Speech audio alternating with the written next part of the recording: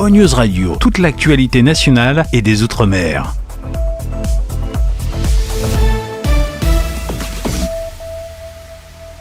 Karou Keraland présente Karou Coco Park, votre parc de loisirs et de détente. Jardin créole, toboggan géant, activités aquatiques et terrestres vous apporteront à la fois sensations, adrénaline et décontraction.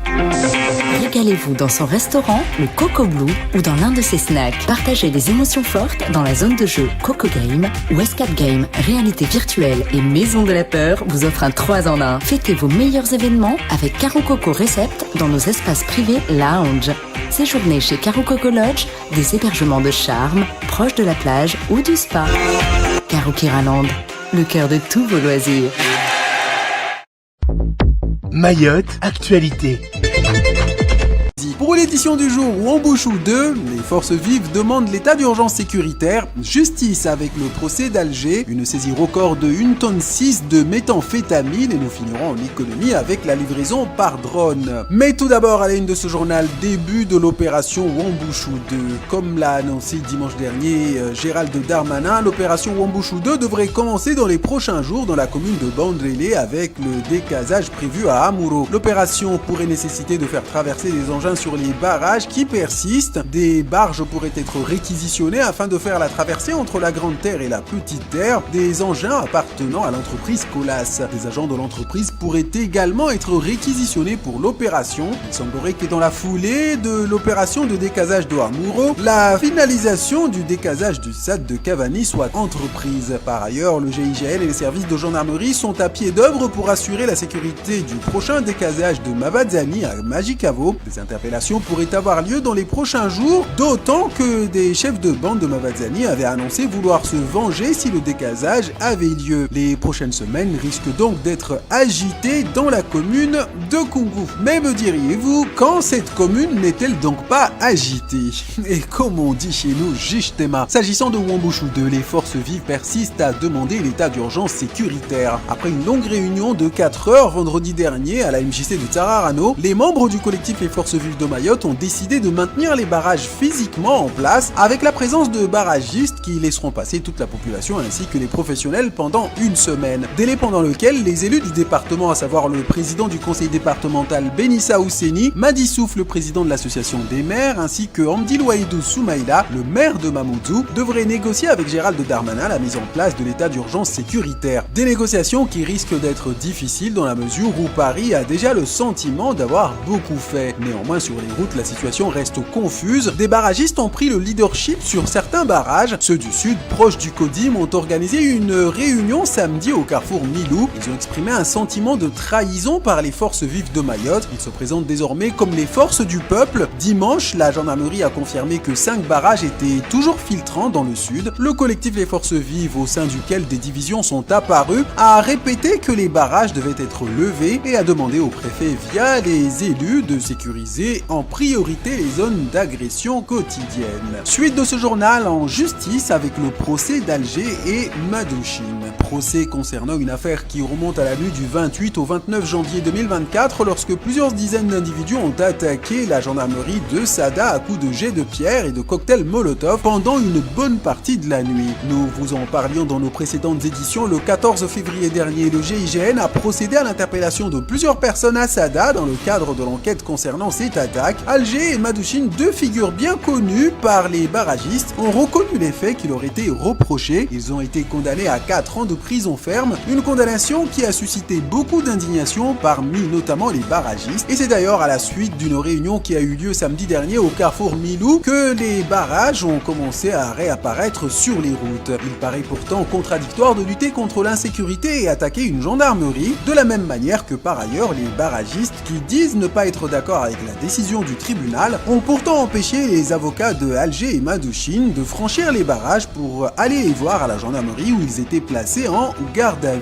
Suite de ce journal avec cette saisie record de 1,6 tonne de méthamphétamine dans l'océan Indien. Il s'agit d'une saisie qui a été réalisée mardi 13 février dernier par le Champlain des forces armées de la zone sud de l'océan Indien à proximité de l'archipel des Comores à environ 70 nautiques de Mayotte. La saisie a été réalisée après la fouille d'une poutre qui avait éveillé les soupçons des autorités. Il n'y a pas longtemps, une opération similaire avait eu lieu près des côtes mahoraises et ces opérations révèlent la volonté de l'État de lutter contre les flux illicites, qu'il s'agisse de trafic de drogue ou de migrants ou encore de marchandises, car ils représentent une menace majeure pour la sécurité, la stabilité sociale ainsi que la santé publique dans la région. En 2023, les forces armées de la zone sud de l'océan Indien avaient saisi près de 7 tonnes de stupéfiants, des opérations qui s'inscrivent dans une stratégie visant à protéger les intérêts français dans la zone sud de l'océan Indien. Je vous propose de clôturer cette édition en économie avec cette innovation, bientôt la livraison de colis par drone. Pour la 3e édition du programme Propulse visant à encourager l'innovation et accompagner les porteurs de projets, et pour la première fois, un Mahorais est lauréat d'un appel à projet de l'Agence de l'innovation des transports. Il s'agit de Soif Mzé qui est récompensé pour son projet de création d'entreprises de transport et de livraison de valises et de colis depuis l'aéroport. Il compte utiliser des camionnettes électriques en grande air et des vélos pour la petite air, et puis des drones qui seront utilisés pour effectuer la traversée entre les deux îles. Notez que pour les 2 premières éditions du programme Propulse, 38 lauréats avaient été accompagnés avec un taux de satisfaction de 76%. Soif Mzé est soutenu par Christophe Blocken, délégué de l'aviation civile à Mayotte, pour l'accompagner dans la création de son entreprise, notamment pour les autorisations de survol. Ce mode de transport a déjà fait ses preuves à Madagascar pour le transport de la vanille. Il n'y a donc pas de raison qu'en survolant les embouteillages, cela ne fonctionne pas à Mayotte.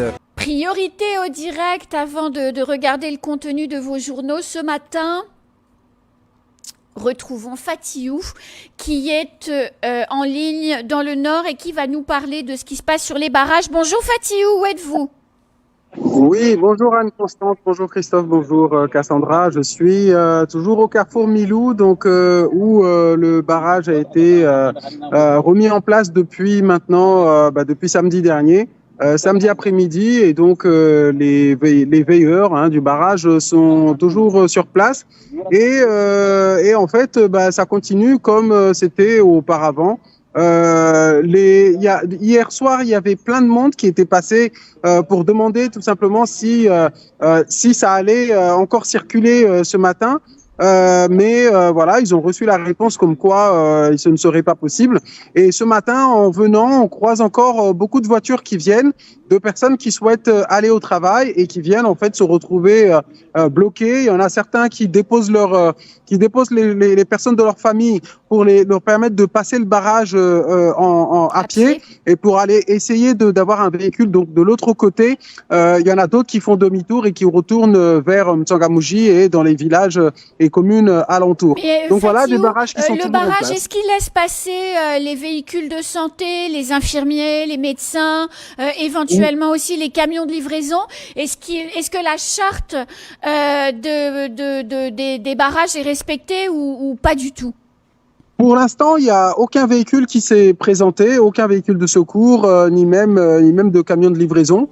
Donc, on va le découvrir dans la journée. Ok, restez donc là et essayez d'avoir cette information, parce que je pense qu'elle est particulièrement importante de savoir précisément où on en est sur le filtrage ou non des barrages. Merci Fatiou, on vous retrouve très vite. Très bien. Et du coup, ça permet d'embrayer sur la chronique du week-end, puisque vendredi, Assemblée Générale des Forces Vives qui décide après moult discussions de lever les barrages, c'est-à-dire de laisser les barragistes sur place, mais de laisser passer tout le monde, donnant une semaine à Ouseni Ben Issa, Madi Souf et Amdi Louaïdou Soumaïla pour aller à Paris réclamer le déclenchement de l'état d'urgence sanitaire. Puis, dès le lendemain, on voit... État d'urgence, pas état d'urgence sanitaire. Oui, l'état d'urgence sécuritaire, pardon, voilà. Oui, bien sûr. Et puis, tout de suite, dès le lendemain matin, puisque visiblement c'est assez concomitant, les commanditaires de l'attaque de la gendarmerie de Sada, qui par ailleurs sont des barragistes, ont été condamnés à 4 ans ferme. Ça a déclenché l'ire d'un certain nombre de barragistes qui ont décidé de se réunir et de maintenir des barrages. Alors très rapidement, on s'est rendu compte que finalement, il n'y avait pas que la condamnation des commanditaires de l'attaque de la gendarmerie de Sada, mais véritablement un front une scission du collectif Les Forces Vives. On va en revenir dans un instant. Mais samedi, alors que la barge le matin était autorisée à fonctionner, donc les gens avaient pris la barge, il n'y a quand même plus rien à manger dans les rayons, hein, donc les gens sont allés faire des courses. La barge vers midi, hop, à nouveau bloquée. Dimanche matin, la barge a été filtrante. Dimanche après-midi, plus de barge. Ce matin, elle est à nouveau bloquée. Hier, les forces de gendarmerie confirmaient qu'il y avait 5 barrages totalement non filtrants qui étaient établis dans le sud.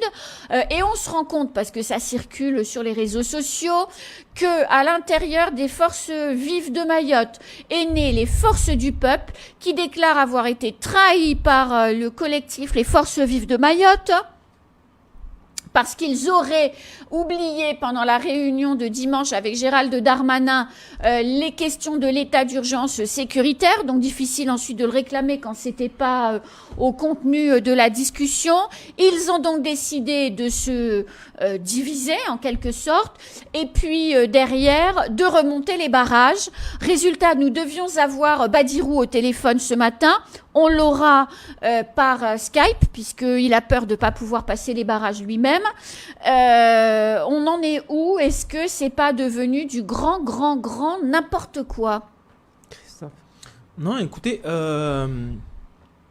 il n'y a pas eu de trahison de la part des forces vives. La demande a été faite et le gouvernement, enfin Monsieur Darmanin a répondu de par sa demande par un plan Wambouchou 2. Quand on regarde en réalité le plan le Wambouchou 1, ça a été une sorte d'état d'urgence, c'est-à-dire qu'on a eu l'arrivée en force de policiers qui ont sécurisé l'île pour un certain temps avec des ratés. Il faut aussi le souligner. Je vais vous laisser, je vais vous interrompre au début de votre... Oui, mais vous allez la reprendre tout de suite après. Oui. J'ai préféré vous interrompre au début pour que vous repreniez votre argumentation au début parce qu'on a Yakidou qui est en ligne du côté de la Petite Terre. Bonjour Yakidou. Bonjour Anne, moi je suis du côté de la Grande Terre. Vous avez pu barger, donc alors où en est Non, j'ai pas pu prendre la barge, mais mon scooter était déjà ici et j'ai passé par les petites routes secrètes qui sont exactement développées. Donc depuis ce matin, il n'y a pas eu aucune barge et ici à la barge, il y a les professionnels, il y a ceux qui veulent voyager qui sont ici à attendre au moins s'il y aura la barge de 6h30 comme ça a été prévu au moment du mouvement, qu'il y aura une barge à 6h30 pour les passagers. Eh bien, écoutez, on vous retrouve à 6h30 et vous nous direz, du coup, si cette barge est partie et si l'engagement pris a été tenu. L'ambiance est comment pour l'instant, Yakidou? C'est calme ou les gens sont énervés? Bon, pour l'instant, l'ambiance est calme. Tout le monde est au téléphone pour savoir s'il y aura au moins la barge. Tout le monde est assis. Et à la nouvelle aujourd'hui, le parti d'accueil qui est toujours ici a été ouvert pour que les personnes sur place puissent entrer et s'asseoir et se reposer. C'est ce qui a été fait ce matin. Donc, tout le monde est à l'intérieur à attendre paisiblement la barge. Très bien. Eh bien, écoutez, on vous retrouve, Yakidou, vers 6h30 pour que vous nous puissiez nous dire si effectivement la barge peut partir. Et je reviens vers vous, du coup, Christophe, en vous reposant la question. Est-ce que les forces vives, finalement, ont trahi le mouvement en ne réclamant pas l'état d'urgence sécuritaire? On en était là. Non, et je réaffirme, les forces vives n'ont pas trahi le mouvement. Il y avait 5 demandes à la base et dans les 5 demandes, il n'y avait pas l'état d'urgence. C'est ça qu'il faut absolument souligner. Oui. Et ce qu'il faut souligner, c'est que l'état d'urgence a été demandé après les négociations avec Darmanin. Moi, je me rappelle de Saïd Kambi quand il s'était exprimé. Il a dit, vu que la lettre est arrivée en retard, et ben nous, on va rajouter une pénalité. Absolument. Et dans cette pénalité, moi, je souhaite rajouter l'état d'urgence. Donc, pour moi, on ne peut pas inculper ceux qui ont négocié, les forces vives qui ont négocié, les citoyens qui ont négocié, de leur dire vous avez failli à vos négociations puisque vous n'avez pas négocié l'état d'urgence. Ils ont négocié par contre la sécurité. La sécurité, Darmanin y a répondu par l'opération Wambouchou. Et comme je le disais tout de suite, l'opération Montbouchou, pour moi, ça a été comme, sans le nommer, mais ça a été comme un état d'urgence. C'est-à-dire qu'on a fait venir des policiers et des militaires en masse, on a mis en place des campements avec un choc directement contre les voyous dès qu'il y avait des affrontements. Donc il y avait déjà ce système très policier. Oui, bien sûr. Exactement, et avec aussi une baisse générale des crimes qui étaient commis à Mayotte. Mais quand on regarde en tout cas, sur le temps, ça a été quand même assez long à mettre en place entre l'état du projet et entre la finalité, la mise en place, c'est-à-dire qu'il y a eu les réunions avec la gendarmerie, avec la police, il y a eu des appels, il y a eu des appels à la candidature de gendarmes où on avait, nous, des appels, on appelait les gendarmes en métropole pour leur dire, voilà, est-ce que vous voulez venir à Mayotte ? On avait des réunions, le ministre était déplacé plusieurs fois. Donc, je pense que pour l'opération Wuambushu 2, ça va être exactement la même chose qui va devoir se mettre en place. Et il faut sauf qu'elle commence cette semaine. Hein. Oui, elle commence cette semaine, mais ça ne va pas être d'ampleur de ce qu'on a connu parce qu'il y a un temps de préparation. Il faut déjà faire venir les camions, il faut faire venir les véhicules, il faut faire venir les gendarmes, il faut les recruter, etc. Cassandra.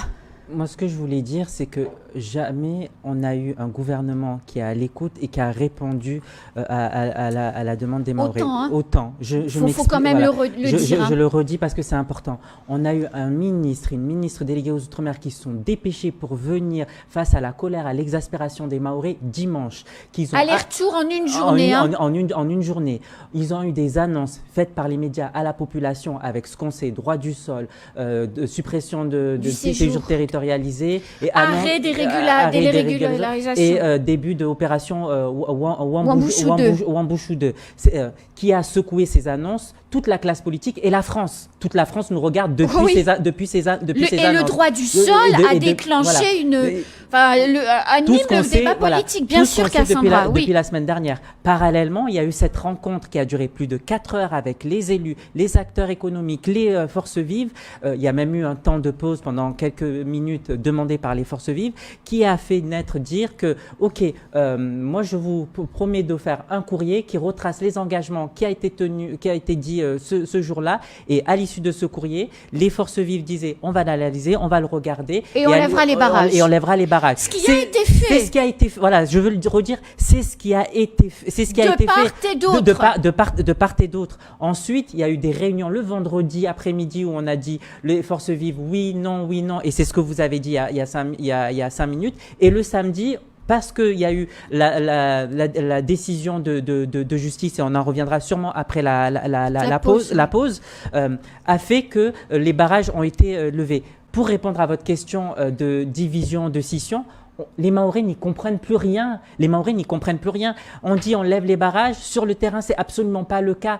Comment voulez-vous qu'au bout d'un moment, un mouvement qui est légitime, demandé par rapport à l'exaspération de la population, et Paris nous regarde, soit légitime et crédible? Est-ce que c'est pas finalement maintenant du pain béni pour Gérald Darmanin, puisqu'il a plus d'interlocuteurs côté collectif, il a plus d'interlocuteurs crédibles. Je suis désolée, il y a plus personne là qui peut être entendu. Il va pouvoir faire ce qu'il veut en vrai.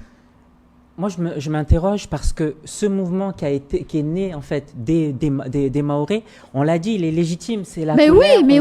On veut cette sécurité. Au bout d'un moment, chacun doit avoir sa place et notamment de pouvoir faire pression en fait au gouvernement. Mais cette action-là, qui est de dire on lève les barrages, dit par les responsables des forces vives, et les barragistes, les forces du peuple, je ne sais pas comment on les appelle, en disant non, on reste sur le terrain, elle est incompréhensible et ça discrédite en fait ce mouvement, cet élan qui est porté. Et pardon, j'ai envie de dire quelque chose, et ça n'engage que moi, mes propos, les forces du peuple ne représentent qu'eux-mêmes, ne représentent pas les Mahorais, parce qu'un bon nombre de Mahorais veulent la levée des barrages. Un bon nombre de Mahorais veulent retrouver le chemin du travail. Un bon nombre de Mahorais veulent que leurs enfants aillent à l'école aujourd'hui.